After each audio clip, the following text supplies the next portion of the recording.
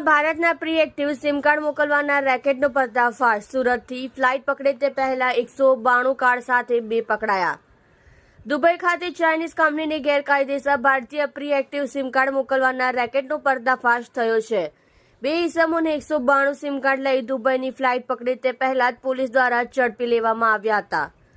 આ બંને ઇસમો પર પોલીસ દ્વારા વોચ રાખવામાં આવી હતી. આ કાર્ડનો ઉપયોગ કયા હેતુથી થતો હતો તે સહિતની વિગતો મેળવીને પૂછપરછ હાથ ધરવામાં આવી છે.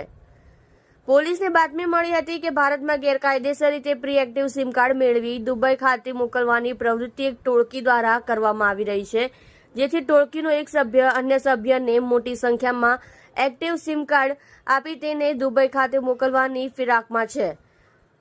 તેઓ બંને સુરત રેલવે સ્ટેશન ખાતે સિમ કાર્ડની ડિલિવરી કરવાની હોવાથી ભેગા થયા હતા. પોલીસે અજય કિશોરભાઈ સોજિત્રા તથા દુબઈના વતની એવા સહદ ફારૂક બાગુનાને ઝડપી લીધા હતા. તેમની પાસેથી એરટેલ કંપનીના કુલ 192 એક્ટિવ કાર્ડ મળી આવ્યા હતા. અજયની પૂછપરછમાં જાણવા મળ્યું કે દુબઈમાં ઓનલાઈન ગેમ રમાડતી ચાઇનીઝ કંપનીમાં ભારતીય સિમ કાર્ડ દ્વારા ભારત રહેતા લોકો સાથે ઓનલાઈન ગેમિંગના નામે છેતરપિંડી થતી હોય છે, જેથી ઓર્ડર મળતા તેઓએ સિમ કાર્ડ સુરત આવી સુરત ખાતે રહેતા ઉમેશ, રેશમા તથા કેતન નામની વ્યક્તિઓ સંપર્ક કરી તેઓને પ્રી એક્ટિવ સિમ કાર્ડ માટે ઓર્ડર આપ્યો હતો, જેમાં આ સિમ કાર્ડ સહદ ફારૂક બાગુના ફ્લાઇટમાં દુબઈ લઈ જવાનો હતો.